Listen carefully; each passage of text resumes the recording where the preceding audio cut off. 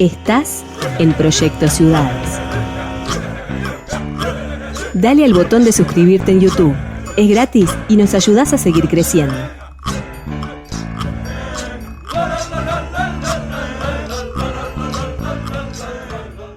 Los dioses están locos y vuelven a visitarnos una semana más aquí en Proyecto Ciudades, en este caso de la mano de Martín Delgado Cultelli, que nos trae varias novedades y hechos vinculados a los 530 años de la llegada de los europeos al continente americano y el proceso de colonización. Dayana Barrales, Tomás Barolín, Martín Delgado, Stephanie Creer, Nicolás Iglesias, Miranda. Hablamos de política, religión y otras yerbas. Los dioses están locos, manteniendo encendida la llama de la esperanza, la fe y la resistencia. Tú nos dices que debemos sentarnos, pero las ideas solo pueden levantar. Saludos a toda la audiencia y bueno, les voy a comentar sobre una serie de hechos y de actividades que han habido en torno al 12 de octubre a nivel internacional y a nivel nacional. 12 de octubre, ¿no? Como sabemos, el aniversario de la llegada de Cristóbal Colón, se cumplen 530 años de justamente del comienzo del proyecto colonialista, ¿no? De la invasión. Y bueno, en ese contexto, en Ecuador se estuvo realizando el primer encuentro continental por la liberación de los pueblos indígenas y afrodescendientes, en la cual estuvimos participando, en la cual hubo gente bueno, literalmente del todo el continente, ¿no? Gente que venía de Canadá, que estaba en el proceso, ¿no? de reconocimiento al genocidio indígena en Canadá, también de Black Lives Matter de Estados Unidos, y bueno, también mucha presencia del Caribe negro, ¿no? De Trinidad y Tobago, de República Dominicana, de Haití, ¿no? Y bueno, ni hablar de la presencia en Ecuador, tanto de pueblos indígenas como afrodescendientes, y bueno, también de casi todos los pueblos de América Latina, ¿no? De México, Guatemala, Nicaragua, Panamá, Colombia, Perú, Chile, Argentina, Brasil. Y bueno, y de acá de Uruguay estuvimos yendo de una chica en representación de Misangas, que es una organización de mujeres afrodescendientes, y quien les habla, ¿no? Como parte del movimiento indígena de acá, del CONACHA, el Consejo de la Nación Charrúa. Y bueno, se realizó en la Universidad Andina Simón Bolívar y fue una experiencia muy, muy grata, muy enriquecedora, ¿no?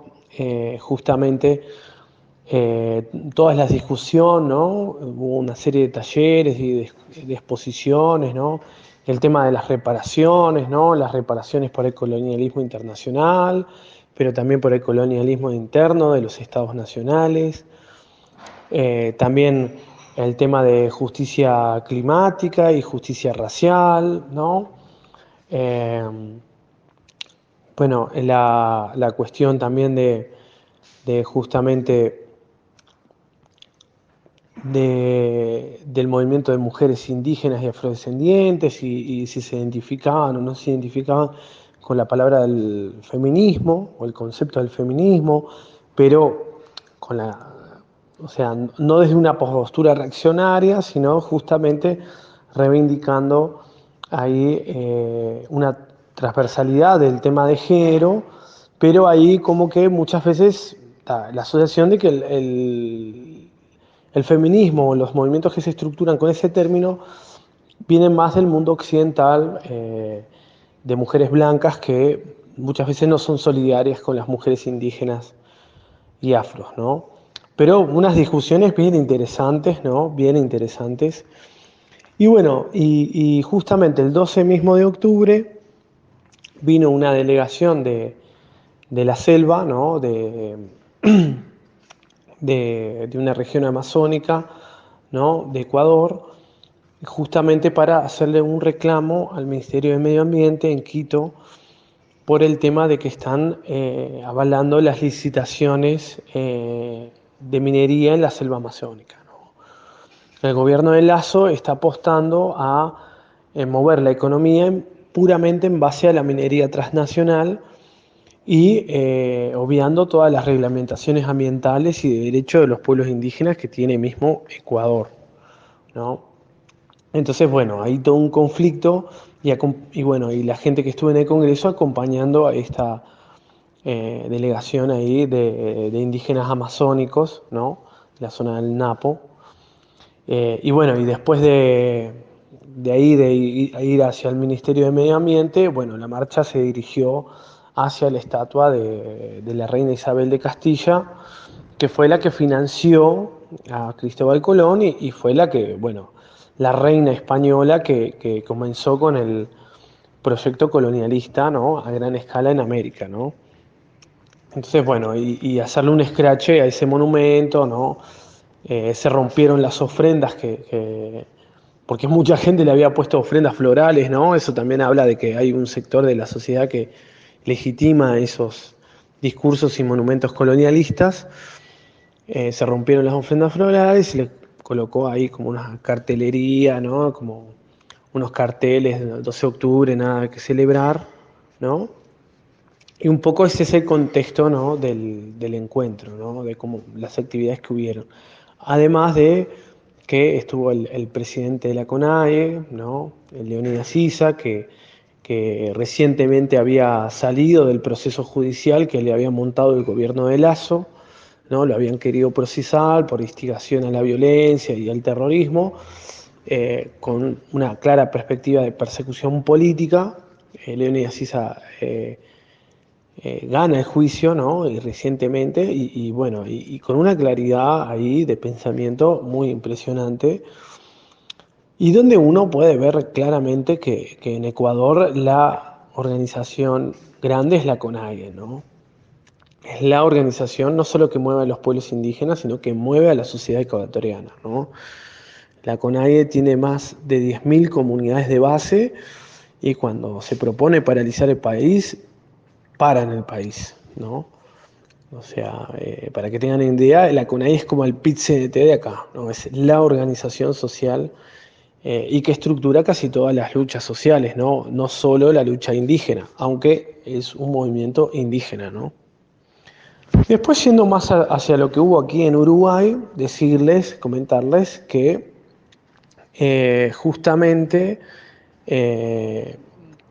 hubieron dos actividades muy importantes. Una fue el encuentro intercultural antirracista, que ya es el tercer año que se viene realizando en el Castillo de Arteborda, en donde, bueno, una feria artesanal, ¿no?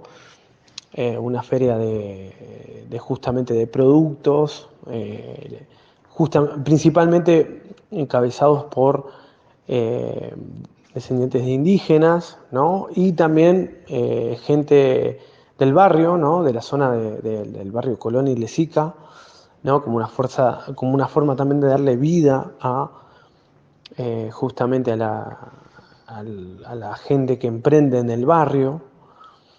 Y también esto, ¿no? Que frente a que ningún gobierno nunca tuvo una política de apoyo económico a los descendientes indígenas, bueno, justamente generan los propios circuitos de validación, ¿no? Del trabajo feriante indígena, del trabajo artesanal indígena, ¿no? Si nosotros no brindamos esos espacios para nuestra propia gente, bueno, ¿quién lo va a hacer? Porque la postura del Estado histórica, sea Estado central o departamental, es nula en ese sentido. Y justamente ahí hubo intervino el embajador de Bolivia, del Estado Plurinacional de Bolivia, ¿no? Haciendo un saludo y un reconocimiento. Y también estuvieron, Fernanda Aguirre de la Secretaría de Derechos Humanos del PIT-CNT, ¿no? Como manifestando, ¿no? El compromiso que está teniendo la central sindical por el reconocimiento de derechos indígenas, por la ratificación del convenio 169 y,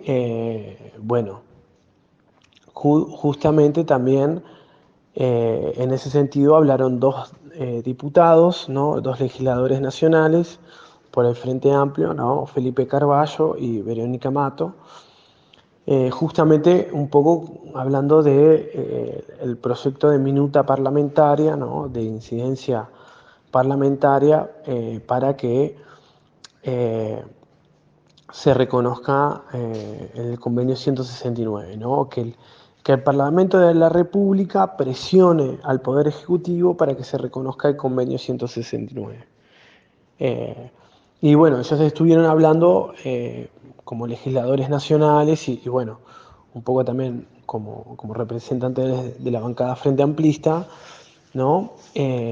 Justamente en este compromiso que están teniendo estos legisladores izquierdistas por los derechos indígenas y las disputas fuertes que están habiendo en la Secretaría en la Comisión de Trabajo y Seguridad Social, porque bueno, el Partido Colorado y Cabildo Abierto tienen una postura bastante reaccionaria, ¿no? El Partido Nacional más que nada se guarda silencio, no se sabe muy bien su postura, pero los colorados y los cabildantes tienen una postura bastante antiindígena. Que bueno, tiene su coherencia, ¿no? Son los partidos más herederos de, ¿cómo es esto? De Rivera, ¿no? O sea, si bien mucha gente asocia, ¿no?, al Partido Colorado al vallismo, en realidad el Partido Colorado es más riverista que vallista, ¿no? E incluso habría que también cuestionar los vicios de riverismo que también tenía el vallismo, ¿no? Porque el vallismo tampoco nunca abordó lo indígena y también reprodujo discursos riveristas antiindígenas, ¿no? Pero bueno, eso es otra discusión que también se dará en otro momento. Pero bueno, eso, ¿no? Partido Colorado, Cabildo Abierto, tiene una postura muy reaccionaria, racista, antiindígena. Y bueno, justamente estos legisladores del Frente Amplio como apoyando la demanda del movimiento indígena, ¿no?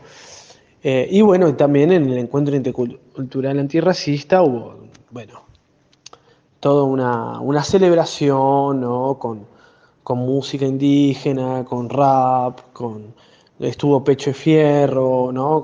Con rock, también con candombe, ¿no?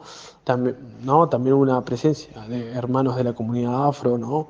Esto mismo que se dio en Ecuador, ¿no? De una alianza afroindígena para impulsar los derechos, bueno, se dio en el contexto nacional con el encuentro intercultural antirracista, ¿no? Y un poco el tercer tema que hubo ¿cómo es esto? En este país es el tema del reconocimiento del sitio de memoria de Salsipuedes, ¿no? El reconocimiento del sitio de memoria de Salsipuedes que fue un logro histórico, que fue un hito justamente del movimiento indígena, ¿no? Una demanda de muchos años, ¿no?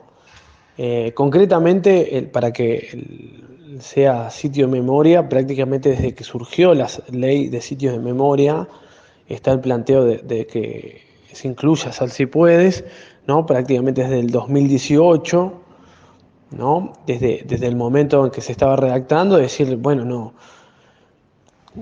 no solo tengamos en cuenta la última dictadura cívico-militar, sino toda la memoria histórica del país y bueno, y la memoria indígena, ¿no?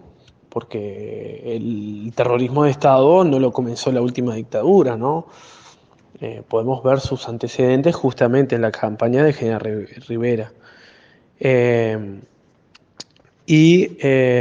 Justamente ahí fue un precedente muy importante que se reconociera, ¿no? Entonces, concretamente el sitio de memoria de Salsipuedes viene, ¿no?, desde el 2018, 2019, la lucha, pero la lucha por el reconocimiento indígena y la lucha por el reconocimiento del genocidio, ¿no?, de que hubo un genocidio, ¿no?, un poco similar a lo que lograron los hermanos de Canadá. Eso es mucho más largo, es mucho más antiguo, que viene justamente desde el momento fundante del movimiento indígena del Uruguay hace más de 30 años, ¿no? Es una demanda que viene desde la salida de la dictadura cívico-militar, y bueno, y uno de los hitos fundamentales fue esto, ¿no? Que ahora oficialmente el Estado uruguayo reconoce que en determinado territorio ejerció violencia estatal, ejerció terrorismo de Estado contra un pueblo, ¿no? Contra los pueblos originarios. Eso ha sido un logro histórico, ¿no? Y también esto, ¿no? O sea, salimos 2 ómnibus desde Montevideo, ¿no?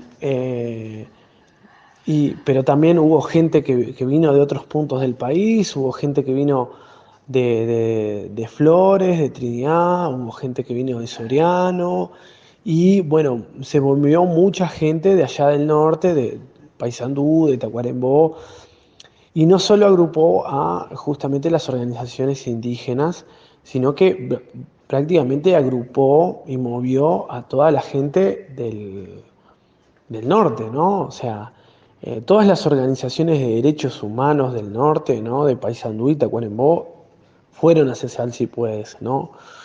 Entonces también fue un momento muy fuerte también para lo que es la lucha por los derechos humanos en el norte del país, que no es el mismo contexto que Montevideo, ¿no? De muchas veces hay mayores estructuras de la impunidad, ¿no? Entonces, bueno, esto se terminó volviendo un hito de la lucha por los derechos humanos en el norte, ¿no? Eh, ¿No? Vinieron todas las comisiones de sitios de memoria de justamente de los departamentos del norte. Además también la Secretaría de Derechos Humanos del PCDT, ¿no? Entonces ahí hay un acompañamiento muy importante y también fue súper simbólico, súper central esto que estuviera gente que es desde fundadora del movimiento indígena, ¿no? Vinculada a Dencha, justamente a Uyunús, a muchas comunidades, gente que ha sido fundadora, que ha estado en esta lucha hace más de 30 años y que estuvo ahí, estuvo en esa celebración y para mí me pareció muy emotivo, ¿no? Realmente son imágenes muy emotivas. Y bueno, fue un gesto histórico, ¿no? Muy importante, muy importante. Eh, Ahora los indígenas nos movemos de otra forma, ¿no? Es como que uno siente que va logrando cosas. A pesar de que, ¿cómo es esto? No hubieron trabas, ¿no?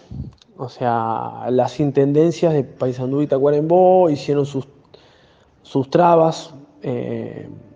Recordemos, son intendencias blancas, pero no tanto es por el tema de los blancos, sino por la alianza que tienen los blancos con los colorados, ¿no? Entonces, cuando los colorados empezaron a patalear de que venía reconocimiento de Sal Si Puedes, bueno, ahí como que muchos apoyos se retiraron, y bueno, hubieron como intentos de no apoyar fuertemente, de retirarse, y bueno. Pero igual se avanzó y bueno, y hubieron algunas autoridades departamentales. Lo mismo pasa con el tema de la institución de derechos humanos, ¿no?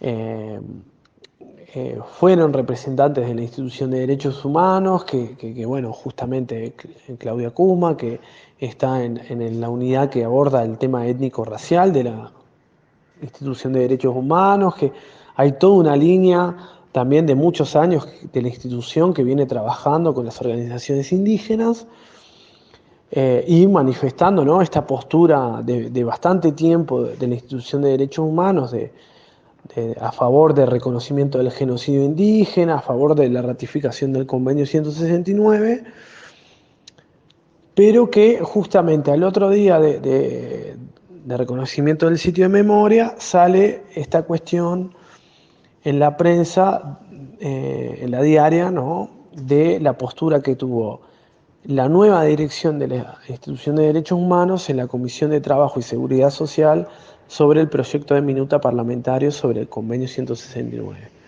Y bueno, prácticamente en la nueva dirección se desanda, ¿no?, toda la postura histórica de la Institución de Derechos Humanos, asumiendo una postura reaccionaria y aliándose con los poderes, ¿no?, dudando incluso de si somos indígenas o no somos indígenas, si se aplica el convenio o no se aplica el convenio, como alertando del peligro del tema de los derechos territoriales, ¿no? Una postura bastante nefasta, alineada con las posturas más conservadoras, antiindígenas, y que, valga la redundancia, bastante paradójica en el sentido de que el presidente de la Institución de Derechos Humanos, de la nueva dirección actualmente, es una persona de la colectividad judía, y es como que, bueno, ahí está la paradoja, ¿no? O sea, memoria para mi pueblo, reconocimiento para mi pueblo, pero para los otros pueblos se ve que no se aplica, ¿no? O sea, es bastante doloroso. Pero bueno, a pesar de estos cambios, salió lo del sitio de memoria de Sal Si Puedes, y bueno, y se lo enmarcó lo del reconocimiento del sitio de memoria con el 12 de octubre, ¿no? El vínculo entre el colonialismo interno ejercido por el Estado Nacional y el colonialismo internacional clásico que vino con Colón. Y bueno, estos han sido un poco los hechos que han habido vinculados al 12 de octubre que les podemos comentar. Dale al botón de suscribirte en YouTube. Es gratis y nos ayudás a seguir creciendo. Seguinos en Twitter e Instagram, @ciudadespro.